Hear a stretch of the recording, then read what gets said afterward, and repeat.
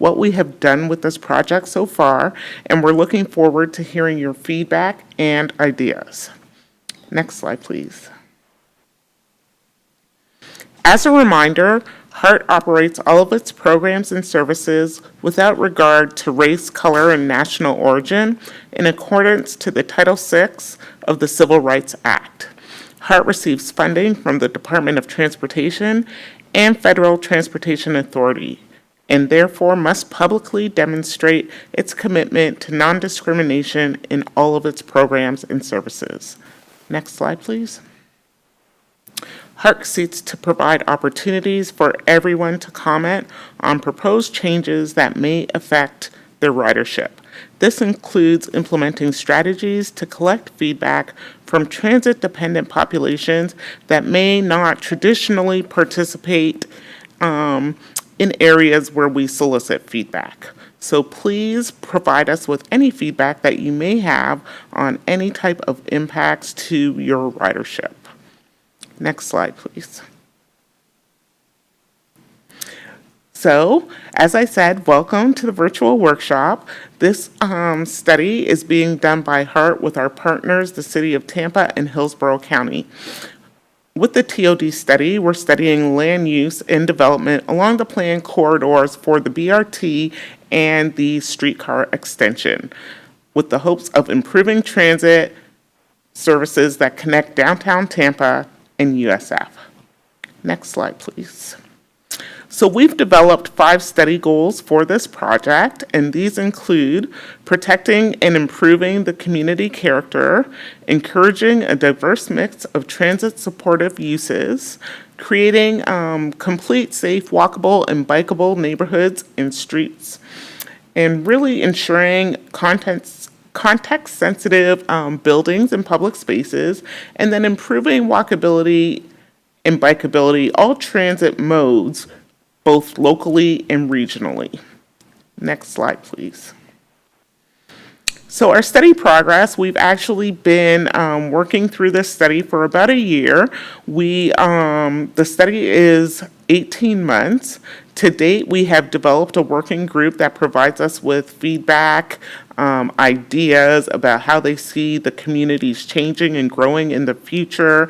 They definitely provide us with feedback on some of our ideas and provide us with new ideas.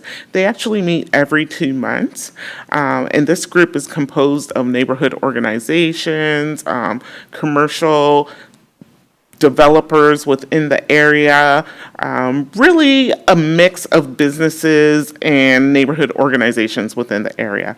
We have completed a context assessment, and the context assessment actually evaluated what is currently in the study area along the project corridor, and then looked at opportunities for land use and development within the study area. Where can we infill? Where can we redevelop? How can we conserve neighborhoods?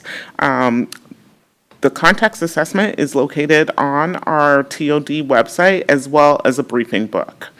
So we are currently in phase 2, where we're drafting policies and strategies to address TOD. And really look at TOD features. And then our next step will be preparing for the station area planning of Palm Avenue, which ties into the streetcar extension. Next slide, please. So the purpose of our workshop today is to really share with you what we've learned. We want to bring new voices and perspectives into this conversation and learn about ideas of the future of the communities within the corridor. Really, how do you see your neighborhood looking in the future? What do you want to see? How can we improve it? We're really looking forward to hearing your feedback. Next slide, please. So our agenda for today, we are going to go over the meeting logistics. We're going to talk about what TOD is. We're going to give you a study update of what we've done to date, and then talk about some planned strategies. We're also then going to open the floor for a discussion, and we should be closing out by 7 p.m. Next slide, please. So I'll be covering some logistics for today's meeting.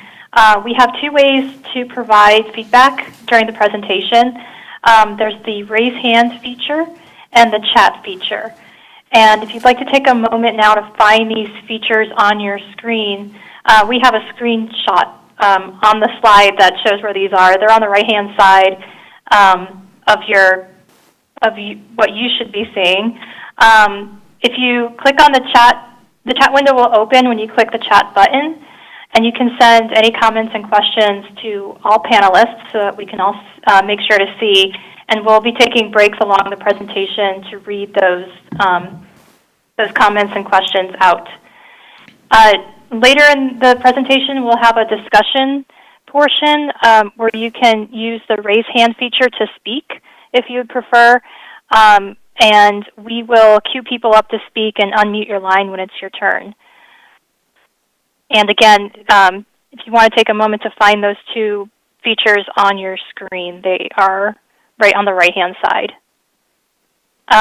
If you have any trouble with your video or audio, there's a call-in line in the meeting invite, so you can join by phone. And if you have any issues during the meeting, you can feel free to email me. I'll be checking that my email is there, and I'll put it in the chat, so it's easier to copy and paste if you need it. Next slide. So quickly, in terms of the format, I'm going to work through a presentation that describes where we've been with this project over the last several months. I'll spend about 30 minutes for that. I'll pause a couple times and check to see if there's hands up or if there's chat questions. It's probably best at this stage to just put some questions and comments in the chat as you listen to the presentation, and we'll monitor that. And then think about the questions and comments you'd like to share during this discussion session. Raise your hand or enter it in the chat, and then we'll spend the remainder of our time together this evening working through those questions and comments. So to kick this off, really, we need to answer the first question: what is TOD? As planners, we can get caught up in our world of planning jargon and sometimes not spend enough time explaining what we mean by that. So the first part of the slide presentation is about transit-oriented development, what it could mean for communities along the project corridor. So again, TOD stands for transit-oriented development. Transit-oriented developments are places designed to capitalize on access to enhanced transit and to use that increased accessibility to improve community livability and accessibility across a region. So there's several qualities that successful transit-oriented developments exhibit. They're walkable and connected places. And walkability is we'll talk a lot about this during this presentation, but it's really fundamental to how a transit-oriented development works. TOD are places that encourage walking to transit, but also walking to meet your daily needs.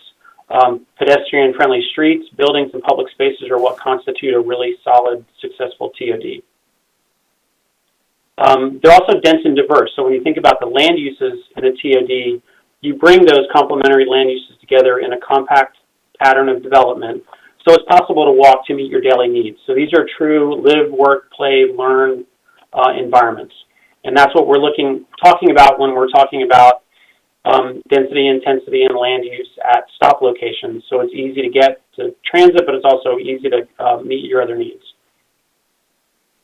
They're designed to serve changing needs. So if you think about a lot of the development across this region, we've got a lot of single-family houses in neighborhoods, and we've got a lot of larger-scale multifamily, but we don't have a lot that's really available that meets the evolving needs of different kinds of households and different kinds of individuals. So TOD provides an opportunity to deliver that supply to the market to meet changing demands, lifestyles, and income segments. TODs are designed to fit their context. So it's really important, as we start to talk about the locations for different kinds of development, to think about the scale of those places and what the development opportunities are and make sure they fit together nicely. So the idea is that successful TODs fit the scale of their surroundings, they serve neighborhood needs, and they create safe, accessible places. And then from HART's perspective as your regional transit agency, they build ridership. So if it's easy to walk and use transit and it becomes a convenient alternative to driving in your own car, they also pull car trips off the street. They lessen our demand for parking, and they provide a healthy, convenient way to get around the region. So there's a lot of benefits to transit. If we can get our development pattern organized correctly, we can support that investment that the community is making in enhanced transit support and service. So for the study, HCR is the lead consultant on this project. We have several sub-consultants supporting us. SB Friedman Development Advisors, Plus Urbia, and StreetSense are providing primary support to us. Several of those folks are on the call and will jump in to help me answer questions when we get to the discussion session. So in this whole process, we've designed it to try to answer this large-scale question and then a series of related questions. So what does new transit service mean for the future of communities along the project corridor? We've tried to understand conditions along the corridor as we're trying to answer that question, and that work is documented in the context assessment, which Nicole mentioned earlier, in the briefing book. Context assessment is kind of a deep dive into issues that we've identified through the initial analysis that we completed. The briefing book is a higher level summary of what we've learned. The planned transit investment that we're talking about are two forms of transit that will be interrelated and connected along this alignment between downtown Tampa and USF. The HART arterial BRT study, which is an enhanced level of bus transit service with upgraded stops, which you can see this image of here, but also higher frequency service and the potential to reduce the travel time between downtown and USF by using some of that excess lane capacity for exclusive guideway service. The Tampa Streetcar Extension is a project that the city's been working on with HART for the last several years to extend the existing streetcar system north through downtown Tampa up to Palm Avenue in Tampa Heights. So these two services interline between downtown and Palm Avenue, and the next map shows us where those go. The yellow line on this map is the streetcar project. The extension are the double lines up Florida and south on Tampa. And then the blue lines and the circles are the BRT alignment that overlaps streetcar in downtown, and then extends north along the Tampa-Florida pair, north on Florida, crossing over to Nebraska, then to Fowler, and then up 30th or Bruce B. Downs to USF and to the VA. These go through a wide range of kinds of communities along the corridor, and I'll talk about that in a second, from downtown to Tampa Heights and Seminole Heights, to the communities along North Nebraska Avenue, North Florida and North Nebraska Avenue north of the river, and Fowler Avenue over to Bruce B. Downs. A wide mix of land use and development, of development densities and intensities, from this significant regional destination that downtown is, through the evolving extension of downtown to the north, through the historic neighborhoods of Tampa Heights and Seminole Heights, the newer neighborhoods north of the river, and the more auto-oriented and larger-scale suburban development along North Florida, Nebraska, and Fowler Avenue. In thinking about this, we've looked at it from a couple different dimensions. One is there's a lot of growth projected for this corridor, a significant increase in population and employment, with a lot of that concentrated at the two ends of the corridor, from USF to the north and downtown to the south. We've also looked at the existing communities along the corridor and tried to understand better what their current state of affairs is and what challenges they may be experiencing, how BRT can help them, but also how improved market conditions could be a challenge for affordability for those communities. So we looked at a series of metrics related to equity. We call it an equity score. In the map on the right, the darker color is where you see overlapping conditions of high levels of poverty, high concentrations of minorities, limited English proficiency, older folks, younger folks, zero vehicle households, and households with zero car ownership. Two of those dimensions, the percent below poverty and the zero vehicle households, are two important things for us to think about as we move through the study. So these transit services do stitch together and provide access to communities with high concentrations of low-income residents, to job destinations across this whole footprint of the service, from USF and the concentrations of employment up by the VA and the hospital properties on USF proper, south to downtown. So it's a really critical lifeline. Transit is a really critical lifeline for those low-income communities. There's also folks that are highly dependent on transit to get around, so transit, walking, and biking. So the zero vehicle households are the darker colors on the green map show the high concentrations of where those folks are located. So they're also highly dependent on this transit investment, but also highly vulnerable to changes in market conditions. We'll talk about that a little bit more in a couple minutes. The form and character of development, if you think about the sort of physical places that exist from downtown to USF, what we see is the full range of the history of development in American cities. You know, this is a pretty common story. From downtown to the extension of the traditional Main Street condition on North Franklin, to the mid-20th century Main Street and streetcar suburb conditions that exist in Tampa Heights and Seminole Heights. As we cross the river to the north, we move into more mid-century and late 20th century larger scale, auto-oriented development, and that continues north along Fowler to the left end, or the left side of the image. You see an image of University Mall. So the scale, these are all at the same scale. The scale of buildings, the scale of parking, the distance one has to move to get from a bus stop to a destination changes dramatically across that full footprint. So we're thinking really carefully about how new development gets stitched into these different contexts.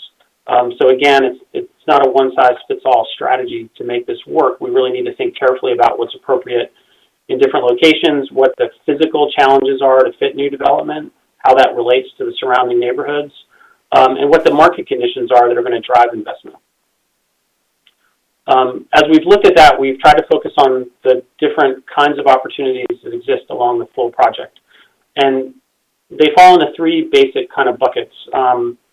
From the suburban retrofit opportunities on the north end of the corridor. So if you look at the north of the Hillsborough River, the circle that says suburban retrofit, these are larger footprint, auto-oriented sites, many of which are exist in single ownership, so someone can take down a project on those properties. They have a significant opportunity to transform over time, but at the same time, a lot of these places aren't in a really strong market position.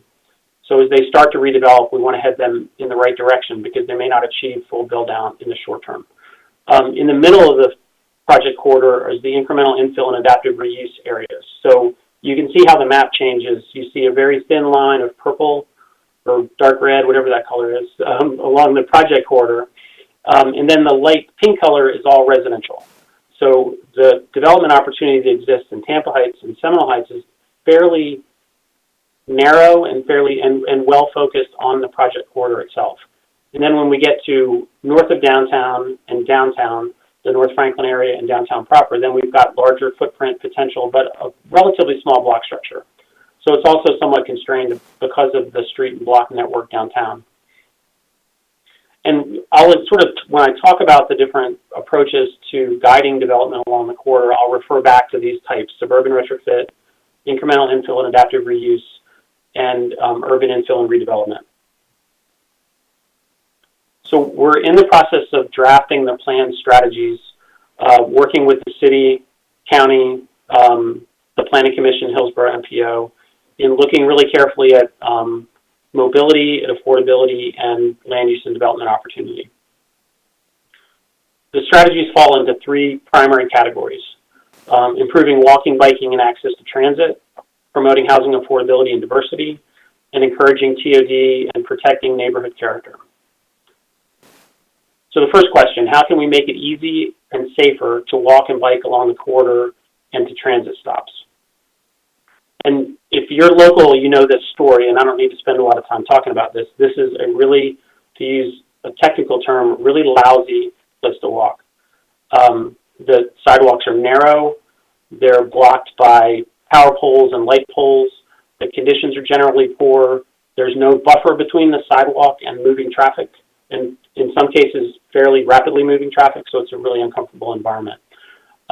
What we're looking to do is find opportunities to transform that to what's shown in the image on the right, which is an example along the corridor where, through redevelopment, the city worked with the developer to significantly improve the quality of the streetscape in a location, provide some buffer to moving traffic, create an active storefront or active ground floor building condition along the frontage. And it's it may not be fully perfect, but it's an incredible transformation from what the condition was prior to development. Besides walking along the corridor, this is also a really difficult corridor to cross, and that is difficult through the almost the full extent of the corridor. So you can see the pink circles in this case are existing traffic signals, which should provide protection for pedestrians to cross the corridor. But you can see that the density and the distance between those changes dramatically as we move north of downtown into Tampa Heights, into Seminole Heights, and all the way north up to USF. This creates a real challenge for accessing transit and for also just meeting daily needs by walking or biking. The mid-block crossing is a really dangerous condition. We've looked at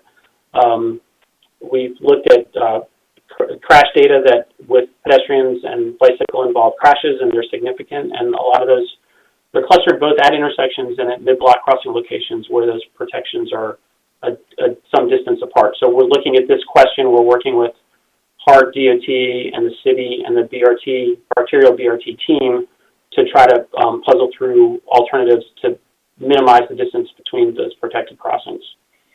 So from a mobility standpoint, a lot of what's going to drive improvement along the corridor are projects by others. So they're going to be projects by DOT, by HART through the arterial BRT project, by the city of Tampa through the Tampa Streetcar Extension project. But we want to make sure that we're contributing to that discussion as those improvements relate to transit-oriented development to make this a more walkable and transit-friendly place, transit-oriented place.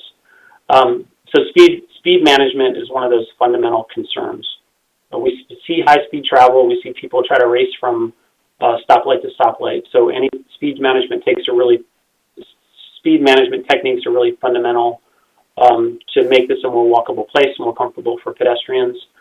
Improving the physical facilities for pedestrians, additional mid-block crossings, improving the crosswalk conditions that exist or proposed, providing high-quality streetscape and shelter improvements, and prioritizing improvements at stop locations. So if there's limited budget for improvements, we want to make sure they're aligned to support access to the transit, and that's one of our primary contributions to the ongoing studies of conditions along the corridors. Improving bicycle facilities and connecting to existing and planned trails. Looking at how development regulations influence projects. So making sure we're getting setbacks, we're getting improved sidewalks, we're limiting front parking and driveway cuts, and we're adding some on-street parking on the side streets where we can't get it on the primary street frontage. The second question, and Nicole, let me pause here for a second. Is anything coming in on the chat that I should be aware of? Not so far, Steve. We're good. Okay, I'll keep going. So the second question, how can we protect existing housing affordability, encourage new affordable housing, and increase the diversity of housing options? S.B. Friedman, our subconsultant on this, has taken the lead in looking at the disconnect between housing availability and housing affordability, so that the supply is not necessarily serving what we've identified as the need along the corridor based on income levels of folks who live here now.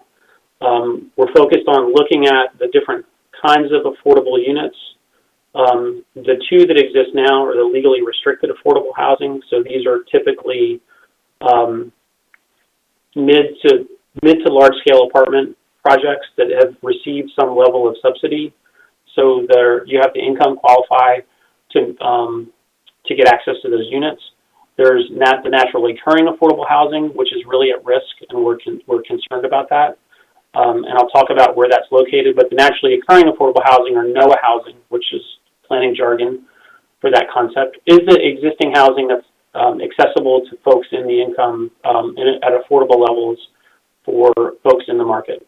And then higher rent housing. So what we're seeing delivered in the market now is almost exclusively higher rent housing. So when you think about new construction, typically new construction is not affordable to those that live in the neighborhood or might significantly benefit from improved access to transit. This NOAA affordable housing, the naturally occurring affordable housing, is at significant risk. So there's limited presence now downtown in Tampa Heights and in Seminole Heights. The limited number in Seminole Heights is at the primary risk of displacement due to strong market performance and recent price increases. We see a higher presence of the NOAA housing north of the river in the neighborhoods along North Florida, along Nebraska, and along north and south of Fowler. But we're really concerned about the future of that affordability. So if we're successful in delivering this transit service, enhanced transit, that could influence property values, and it could start to force some folks out of the market. So we want to be aggressive about anti-displacement and look at ways that we can help stabilize and support affordable units and affordable investment in those neighborhoods. And that's one of the focus areas that we're moving into now. In terms of addressing affordability, we're looking at it in 5 different kind of buckets or categories, looking at housing programs to build or maintain affordable housing, regulatory options to protect existing affordability, zoning tools, obviously, and got a lot of planners on the call I can see from the list. So a lot of folks are oriented toward the zoning tools, so thinking about how our regulations influence cost. Funding mechanisms, and this is probably the most impactful of the bunch, is actually bringing new dollars to projects to support affordability, or dollars or land to support delivery of affordable housing projects, and then capacity building. So one of the most significant things that's happened along the corridor is the work of the University Area CDC. They've been able to deliver affordable units, protect the affordability of those units over time, and they're ramping up in their capacity to do more of that. And so we'd like to look at how we can provide, city and county can provide additional support to the University Area CDC, but also build capacity in other organizations to do the same kind of work in different locations. I see a couple questions, and we'll come back when we get to the discussion. I'm moving pretty quickly to that. We'll get to the discussion session in about 10 minutes. We're also looking at housing diversity. So as I mentioned earlier, the market's dominated by either single-family homes or larger apartment projects. There's not a lot of what we call missing middle housing, which are the housing types that offer different scales and kinds of opportunities for folks and can be delivered more cost-effective than a single-family home. So that's from accessory dwelling units in single-family on single-family lots to triplexes and duplexes, which are similar in scale to a large single-family and can fit the neighborhood context, to different configurations like twin houses, cottage courts, townhouse courts, townhouses, and then live-work projects that could front the corridor and provide additional housing, but at a very small scale as a ancillary or as a benefit to a shop or a workshop at the base. So we're also looking at the zoning provisions and how we may be able to introduce more missing middle housing types close to stops and close to the project corridor. I'll highlight a little bit of that when we get through this next phase of the presentation. So the third question that we're tackling, how can we encourage development of underused and auto-oriented sites, bring new uses to the corridor, and ensure projects fit the surrounding neighborhoods? The starting point for this is to develop a series of place types that serve as a planning tool to guide development and redevelopment and a foundation for comprehensive plan policies and zoning standards. So we're starting to build this set of types and looking at the application along the corridor. And so I'm going to show you some maps and explain what we're talking about. And then the next step in our process is to map those on a block-by-block, lot-by-lot basis. And then we'll test those with the city and county and make those available for review. So you can see exactly how these ideas will land on real estate along the corridor. So this is, the place types would provide guidance about density intensity, about the form and scale of development, about the appropriate parking type, configuration, and amount. And they're tailored to fit different communities and contexts. So again, it's not one type along the whole corridor or along the whole footprint of a station area, but it's really tailored to fit the development opportunity and the surrounding neighborhoods. This is the framework that we're starting to work with. So 3 scales of centers. Downtown, obviously downtown is downtown. Relatively well taken care of, so that's more of maintaining what's working and maybe tinkering with some of the rules to support walkability and affordability. The urban centers, which are a limited number of locations that have the potential to support larger scale development, so 4 to 8 story buildings, that's kind of mid-rise that exist in different locations adjacent to downtown and in different centers across the city of Tampa and Hillsborough County. And then the TOD centers are pulse points along the corridor where we would see an uptick in density and intensity, but not to the scale of an urban center or downtown. The TOD corridor type would be applied to the in-between locations between those centers, and the neighborhoods are the neighborhoods within walking distance of the stops that could benefit from increased diversity of housing types. And I'll go through each of these one by one now, and then we'll open it up for discussion. So downtown, we're showing the map because it's really important to understand. We're not talking about creating downtowns along the project corridor. Downtown is downtown. We're looking at reinforcing what's happening there. And as you all know, downtown is the most transit-rich place in the region, with existing streetcar, with bus service, with shuttle service, with micromobility, and with walking and biking as realistic, reasonable, convenient, safe alternatives to private auto use. So this is the one significant place in the region now where it's possible to live without a car or to be a car-light household, maybe one car for a couple or a family. It's a regional employment entertainment destination, significant mixed use in individual buildings and adjacent buildings, including office, residential, civic, and educational uses. Taller buildings with almost exclusively structured parking for new construction. The downtown partnership and the city have worked over the last several years to provide clarity about how buildings should orient, what the primary walkable streets should be, and what the street conditions and streetscape improvements should look like. So there's a lot of tools in place downtown that are already guiding development in the right direction. The next type that we're talking about are urban centers. So locationally, what we're talking about is north of downtown, south of Palm Avenue, which is, we've already seen some of that scale of development in armature work, so similar scale of development, and I'll show some images of that in a second. We're talking about the same place type applied to the larger scale suburban sites north of the Hillsborough River, south of Waters. The University Mall site, which is already approved for this scale of development, so this really just picks up an existing approval, but with the possibility of extending that to other properties surrounding the University Mall property. And then more employment-intensive uses up at USF, at the VA, and the USF proper. So those urban centers, this is more intensive forms of development in locations with larger footprints.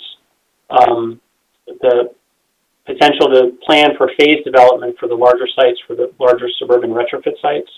So the market may not exist to deliver this scale of project right now, but we want to make sure that the initial investments on those properties contribute to creating a walkable environment and a more transit-supportive environment.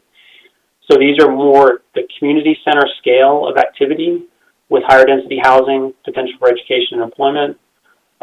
Mid-rise buildings, so we're talking about buildings up to 8 stories in this case, so a range of 4 to 8 stories, active ground floor uses, a mix of surface and structured parking, a concentration across all of these categories on the creation of walkable streets and streetscapes. This shows the second sketch here shows the beginning of a phased development strategy for the sites at Waters. So we're showing here just the start of how those sites could be redeveloped for more intensive uses, more auto-oriented uses, so bringing buildings out to the street front, creating more walkable streets and public spaces, and looking at the strategy for permitting phased development on those properties so they can get started on the right foot and then build out as the market improves. The character of those development is really, what's fundamental about this scale of place is that these are highly walkable environments. So these are places with the possibility for a significant reduction in parking requirements because of the scale of development, the opportunity for shared parking across a larger footprint site, and the possibility of pushing more folks to transit in these locations. And also, I'll talk about this from the neighborhood perspective in a minute, but these are places that don't have the challenge of spillover parking in the neighborhood. So there is a chance for the public parking on public streets and shared parking to pick up uneven levels of demand for parking in individual buildings. The TOD centers, now we're starting to get to the locations along the frontage of the corridor where we've got a relatively shallow commercial frontage and we're right up against relatively stable single-family neighborhoods. So these are locations where we've got our primary stops, and we're starting to look really carefully at the extent of what could be defined as a TOD center. So these are big blobby circles right now. We're going to define these limits more carefully, and we're really conscious of how these limits relate to the single family that exists in the surrounding neighborhoods. And what we know in our research is that there's a really high proportion of owner-occupied single-family housing right up against the project corridor, right up against commercial sites. So we're not looking to eat into that, the stable edges of those neighborhoods. We're being really careful about how those lines are drawn.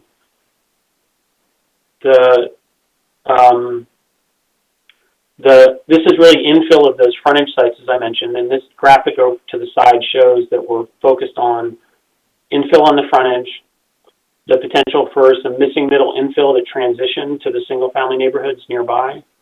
The scale of buildings is 3 to 5 stories, aligned along sidewalks, supported by a mix of surface and structured parking. We're looking at requirement to pull down the scale of the buildings as they get closer to the single-family neighborhood edge. So we wouldn't be having 5-story buildings adjacent to a 2-story single-family home. And then, of course, as we've mentioned before, continuing to look at improved sidewalk and streetscape conditions along the project corridor and along the side streets. The example of this scale of project, and I think I have an image of it, is the Heights that's on Florida Avenue in Seminole Heights now. This TOD center also applies to Fowler Avenue, so we did a second drawing that shows a much larger development footprint because the block scale changes as we're along Florida, so there's more possibility for larger footprint buildings there. They're also deeper buildings, so it's easier to accommodate parking without having a significant impact on the surrounding neighborhood. The character of these centers should be highly walkable destinations for the neighborhood where folks in the neighborhood can meet their daily needs, where new housing types and new housing options and cost levels are introduced in the neighborhood with a very quick transition back down to single family. The next two categories are TOD corridor and TOD neighborhoods. So these are things that happen along the corridor between the centers. And you can see the scale is a little bit different for the TOD corridor infill. We're still showing taller buildings, but the limit is 4 stories. More focus on that transition to adjacent single family so we can deal with compatibility questions with the neighborhoods. Looking at the potential for missing middle housing as a transition again to the surrounding single family. And then in these cases, in the in-between locations in the corridor, more flexibility in how the ground level is occupied. So we want it to be really pleasant to walk by, but we don't see the market supporting retail frontage along the entire corridor. I mean, and we can't think of an example where you've got several miles of active ground floor retail frontage. And we think that that also kind of distorts the market a bit if we oversupply retail through a requirement. It's a somewhat artificial oversupply and could influence the success of commercial ground floor retail space in other locations. The corridor character, you can see the scale bumps down a bit from the TOD centers. We're talking about 3 to 4 story buildings. Again, a real focus on the quality of the pedestrian environment. And active storefronts where it's most appropriate, but a variety of ground level conditions along the project corridor. For the TOD neighborhoods, these are the neighborhood areas within walking distance of the planned stops. We're looking at the possibility of introducing missing middle housing types, but with standards to ensure that those housing types fit the neighborhood character and quality. So they could be smaller lot single family, attached housing as townhouses or row houses, and possibly duplexes, triplexes, maybe fourplexes, but designed to fit the scale of the existing community. That's the rundown of the framework that we're looking at now. As I mentioned, the next step is to define the limits of these areas much more carefully. but we want to get feedback to see people's comfort level with this direction, and that'll guide our work as we start to map this on a lot by lot, block by block basis. And I think I'm just about on time. I'm going to turn it over to Michelle and give some instructions on the discussion session, and then we'll kick that off.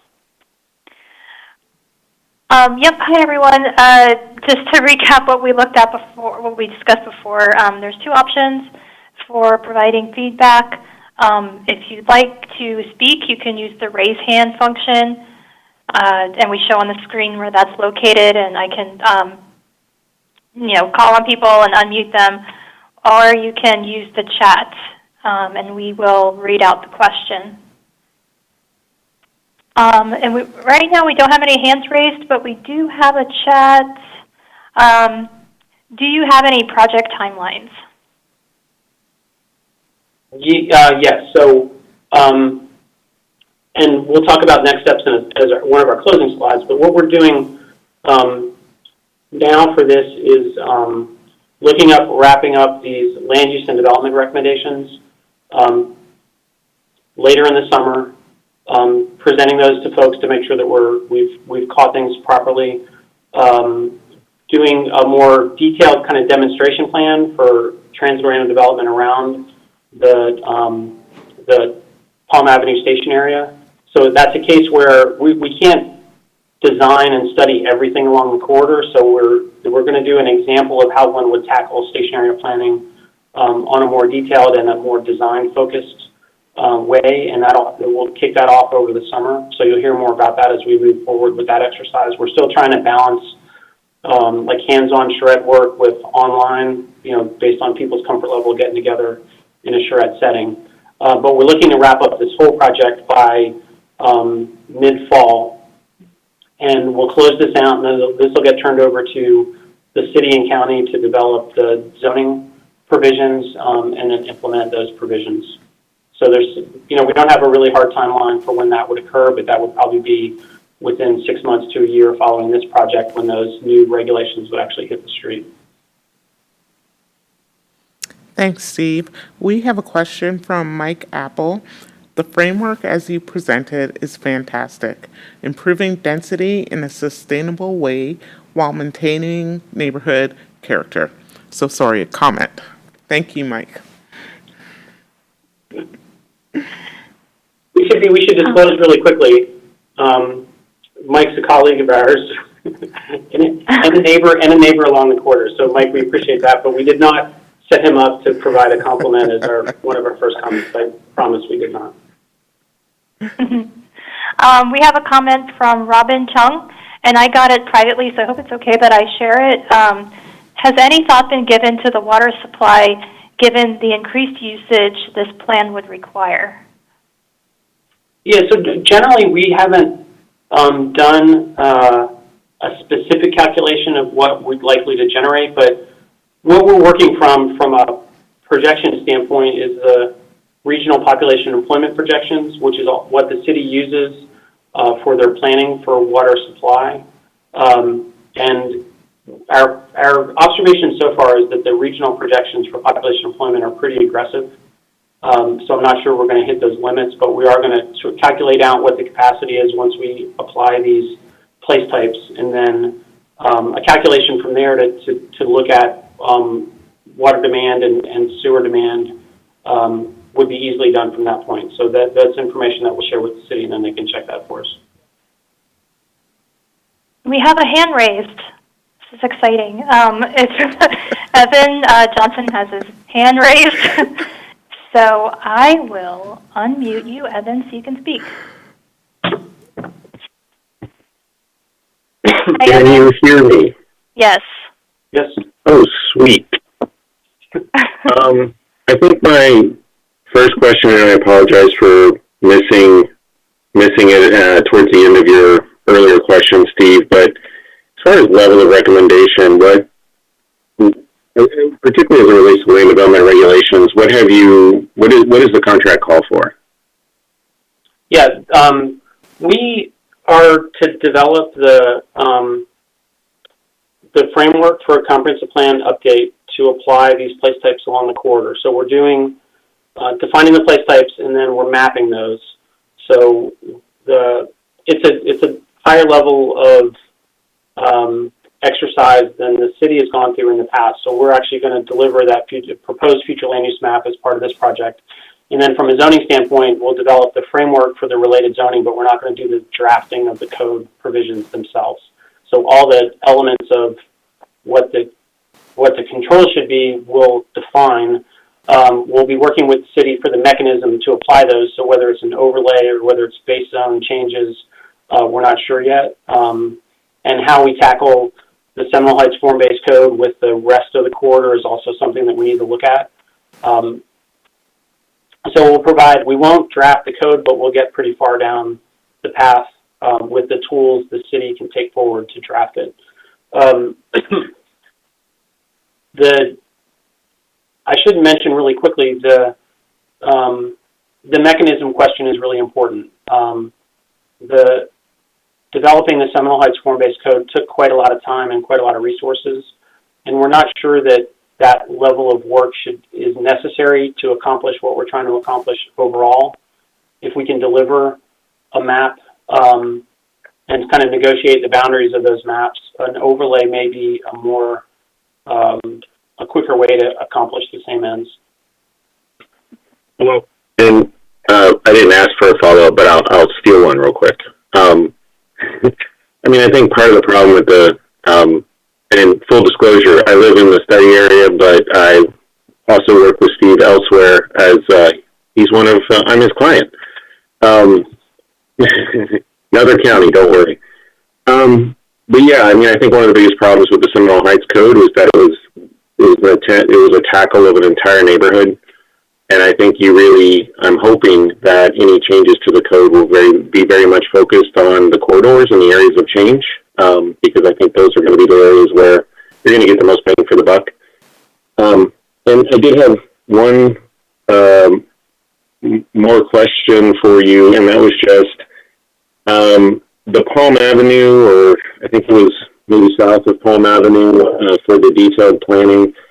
Maybe you could somebody, maybe it's you, maybe it's somebody from the city, explain the logic, particularly given the fact that that's a very urbanized area already with large lots, and it doesn't seem like the most challenging location for detailed planning. It came about through our scoping process when we were brought on board to do the work. So we were one of the rationales is because that's the interface between streetcar and the BRT project. So it has that extra market potential associated with streetcar access. Granted, in the last year and a half since we negotiated that scope, there's been several major projects proposed and several in the wings. So it's a new kind of context now. We'd be looking at the full half-mile distance from that Palm Avenue stop right in front of the YMCA. So it would get us up almost to Columbus and answer some of the questions about what happens in that northwest and northeast quadrant, which I think there's still some relatively low intensity future land use categories up there that could change. So it'll tackle that question, which I think might be useful. Okay, thank you. I have another question that showed up to me privately. So, for the extension of the streetcars, is off-wired or off-grid solutions will be considered to reduce construction and maintenance costs? Sorry, I read that wrong. Streetcars vehicle using ultra capacitor and battery to operate. Well, somebody knows a little bit about streetcar technology.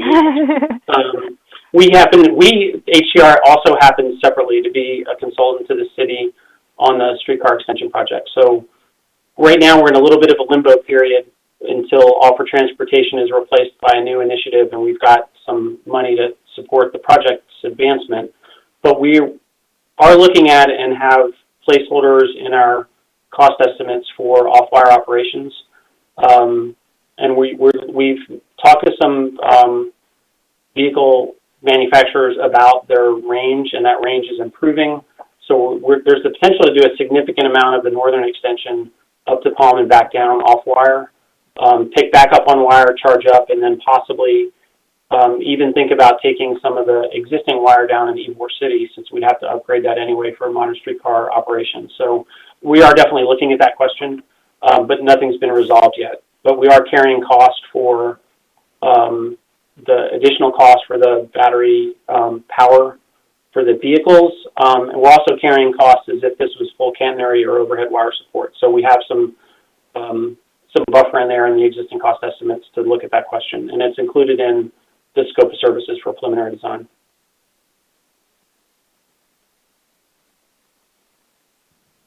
Thanks, Steve. We have a question from Janelle Edwards. For this idea, what security and safety functions are we considering? Constant safety checks by TDP. I work for USF and just want to think about how we can make sure our students feel safe and comfortable enough to use public transportation that you'll be working so hard to create.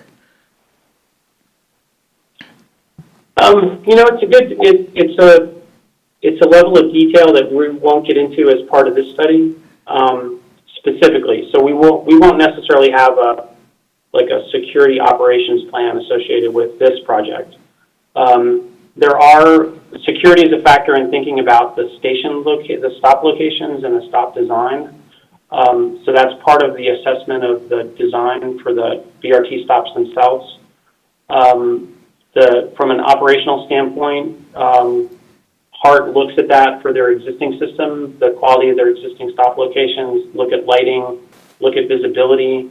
I mean, in general, when we think from an urban design perspective, we're thinking about the visibility of the stop locations and the safety of the path of access to those stops.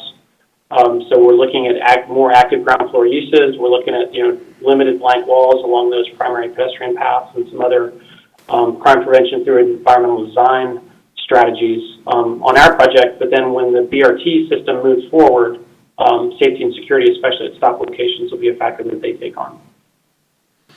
And to add on to that, Janelle, HART is generally working with TDP to get some more security units working through HART for the whole system, because we want our riders and operators to feel safe as well. Okay. Michelle, do you have yes, other questions? We have a hand raised again. We have another hand raised from Mauricio Rojas. So I will unmute him now. Hi, thanks. I'm actually a volunteer with the Old Seminole Heights Neighborhood Association, the Highway and Byways Committee. And this is a really important project to us because it's something that we've been wanting to have at-grade BRT system. I have a concern with the fact that we're going to be using the BRT system in a one-way direction, both on Florida Avenue and on Nebraska Avenue. It seems that we're forgetting that with the BRT, the whole idea behind the BRT is to create an economic impact.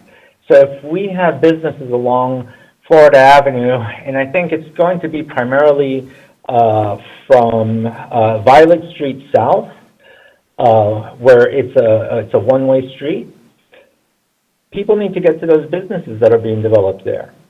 I think that there is a good possibility that a two-way street can be created. Yeah, it'll be, because I've already seen some of the slides. It's showing 2 cars and a bus in a fixed lane, and then we have a dedicated bike lane boulevard, which is fantastic. It's what we need here.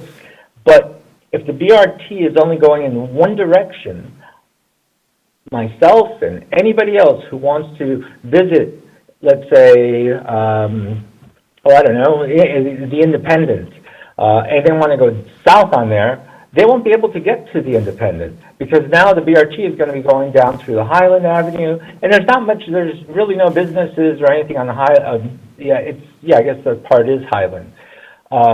The same thing would happen with Nebraska Avenue. Now, Nebraska Avenue has a much greater width, which allows to have the BRT travel north and south.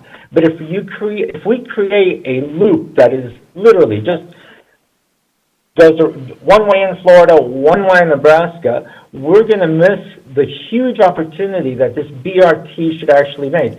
There's a good example to follow in Cleveland. The BRT system that was introduced there, that system completely changed the way the area looked. It was economic progress. People were moving into the area, a place where people were in the past didn't want to be there.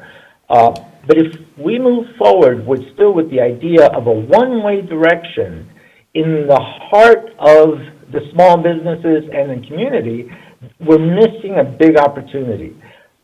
I think at some point we really need to look at and say, does the BRT system make better sense to just go north and south in Nebraska? That way you have greater economic incentive to develop that area? Or what do we do about the bus, and it's just that one small section that it would be going, which way is it going to go on Florida Avenue? Is it southbound or northbound on Florida?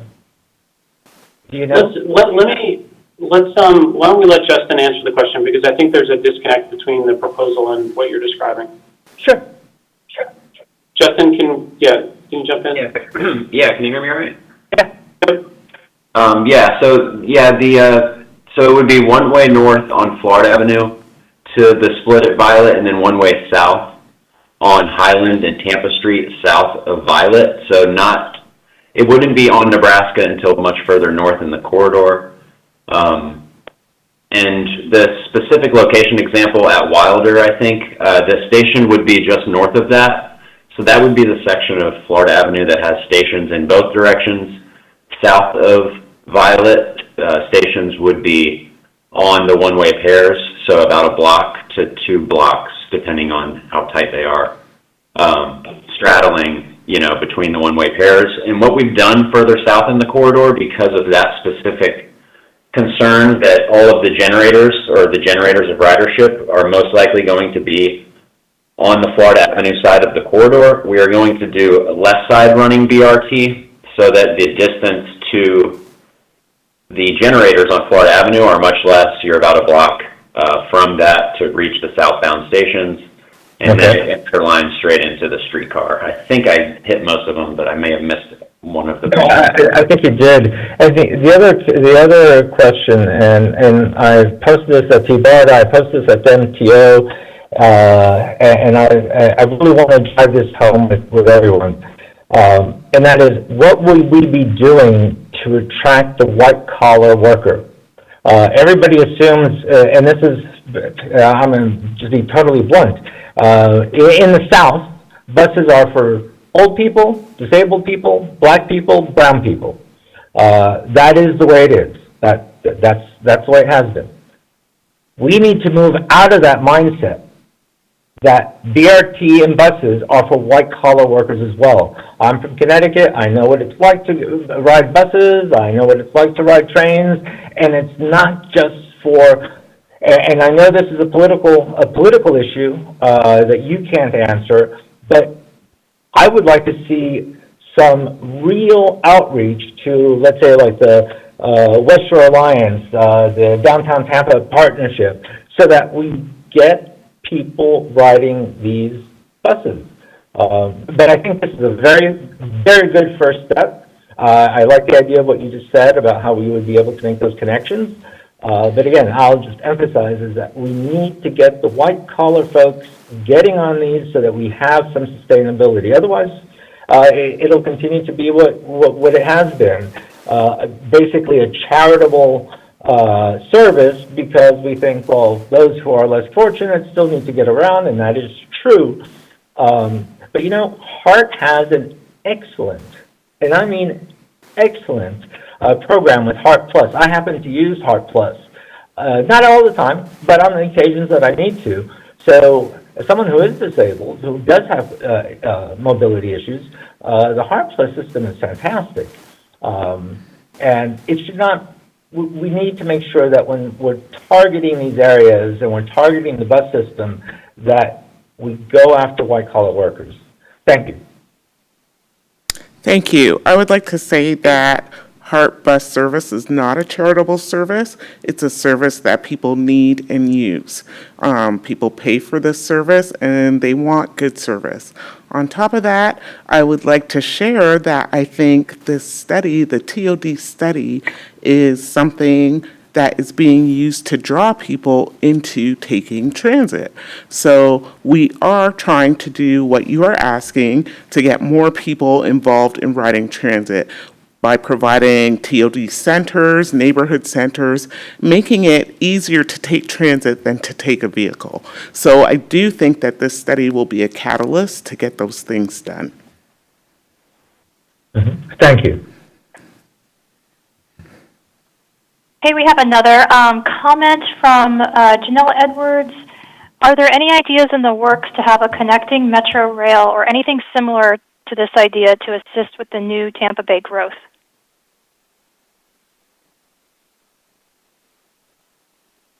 The interface here with regional transportation happens in a couple different ways. There's the TBARTA study for the regional rapid transit line that's running, at least it's proposed to run along 275 and interface with this project in a couple different locations. That's still in an early planning phase, so it's hard to understand the exact nature or type of that interface. And then when this service approaches downtown, it's within a block of the Marion Transit Center, and other regional services support the Marion Transit Center. One of the reasons that we're connecting this planning for a streetcar with the BRT line is that the streetcar itself has the potential to, and this is again a longer-term planning possibility, but if Brightline comes to Tampa and it lands somewhere between Ybor City and downtown, streetcar is likely to be one of the primary connectors for first mile, last mile trips from that terminal station for the Brightline high-speed rail system. So there's a few things that we've been talking about in terms of those regional interfaces. The other thing that's been on and off the books over the years is a potential heavy rail, commuter rail system that would run on the CSX tracks. That's been studied off and on for several years. And there's the potential for interface with that also through the streetcar project. So, there's no hard proposal now for regional rail, but there are other regional bus, rapid transit, bus connection, or express bus connections that this project connects with.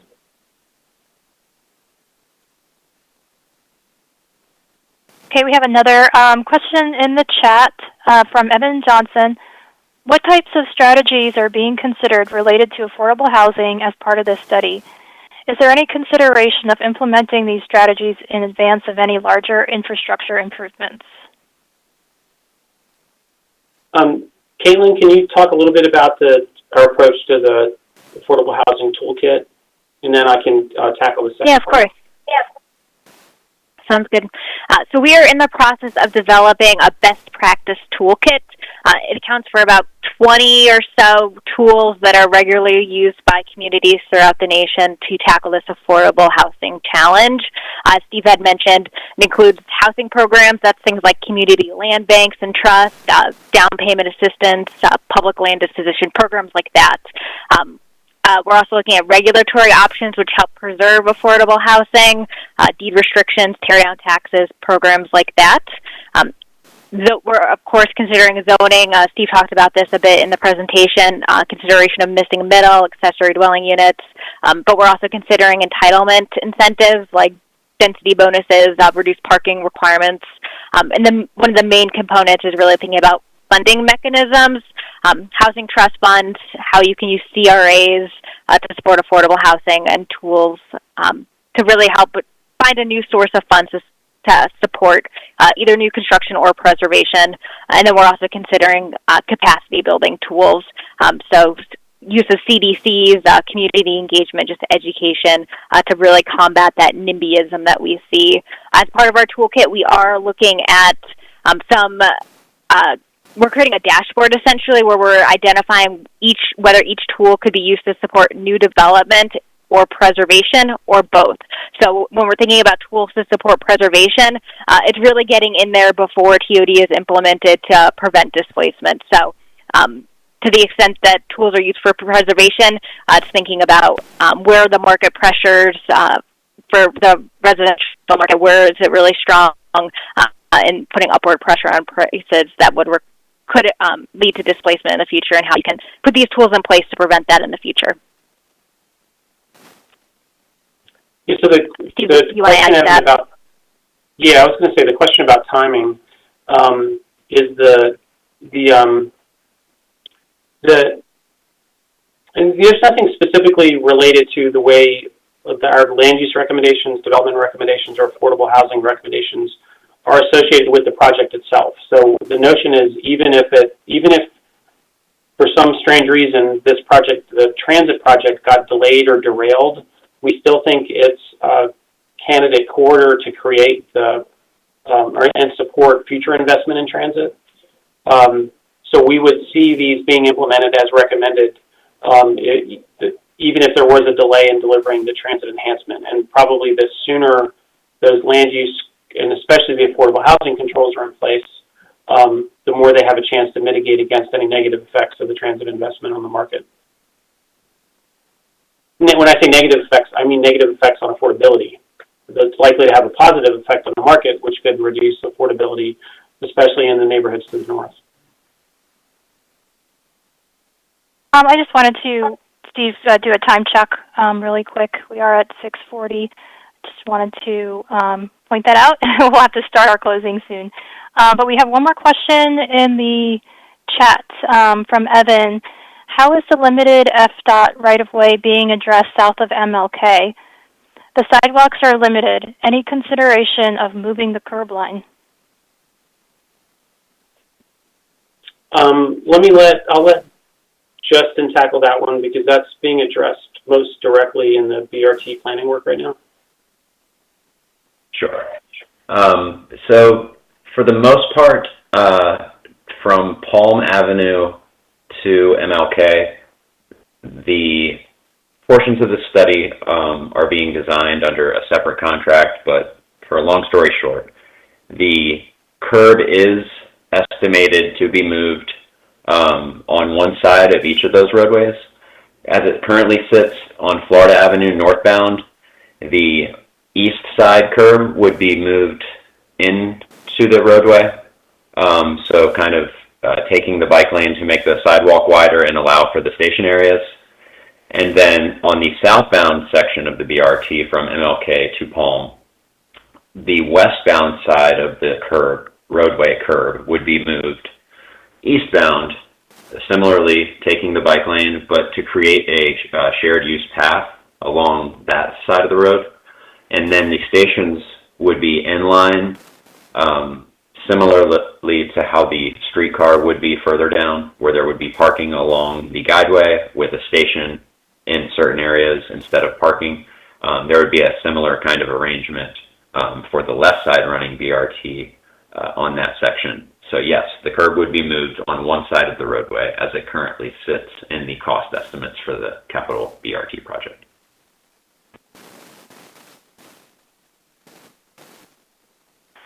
Thanks, Justin. We have a hand raised from Mauricio, so I will unmute him. Just a clarification and a question. So no, when I refer to as HART being charitable, like I said, what I mean by that is politically. No, I know that HART does not want to operate that way, but politically that's how it really is viewed. But the question I have is, what kind of job generation will the BRT have, the impact itself from the BRT, and excuse me, as well, what is the likelihood that BRT will actually be an electric bus versus not an electric bus, since this is probably, about 5 years down the road? Thank you.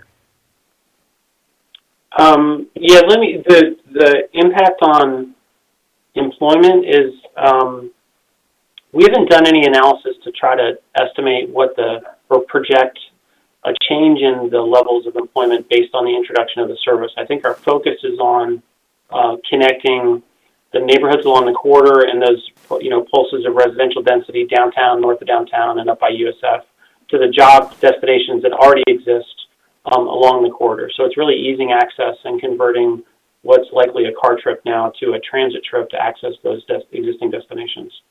Mm-hmm. Nicole or Justin, do you want to answer the question about the electric vehicles? Oh, you're muted, Nicole.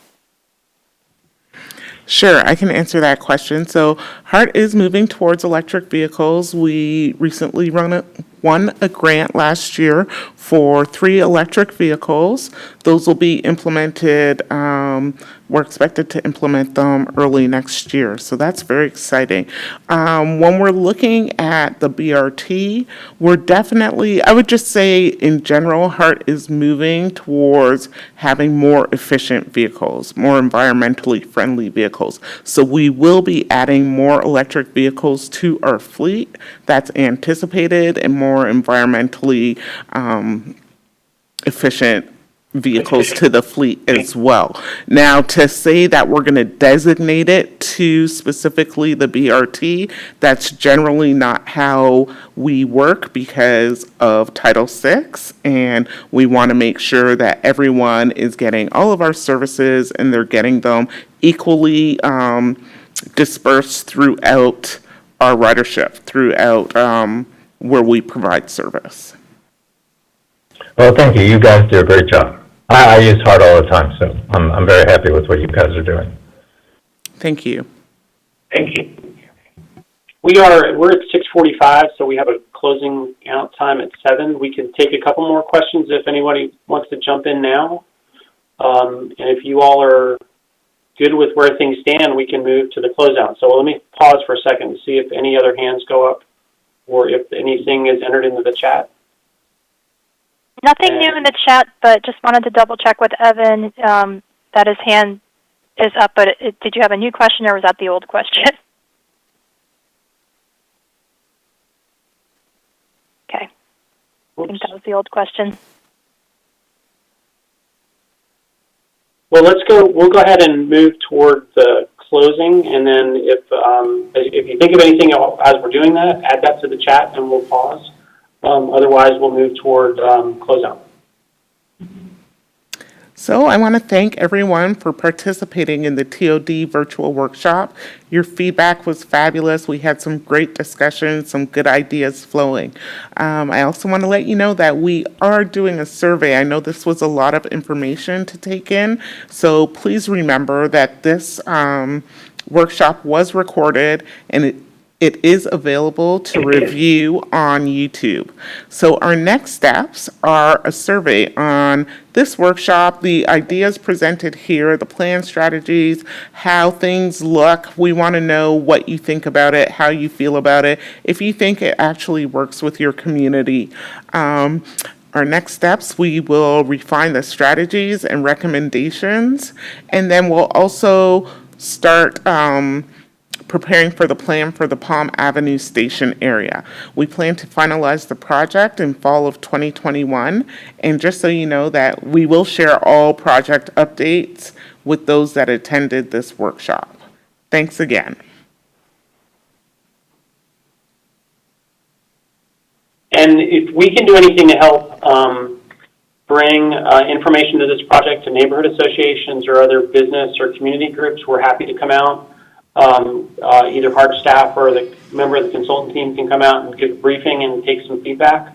The project website, as Nicole mentioned, is kind of a hub of information for the project now. We've got, most recently, we posted the survey, so we hope you can complete that and share that with other folks. It's easy to send a link around to different portions of the site, so it's a great platform for you to share your thoughts or to get in touch with us. And then here's our contact information if you want to screen capture this real quick, but you can get a hold of us through the website. with these email addresses or reach out directly with other contacts. So you've received our contact information through a number of different channels. So feel free to get in touch with us. Thank you all and have a good night. Thank you. Thank you.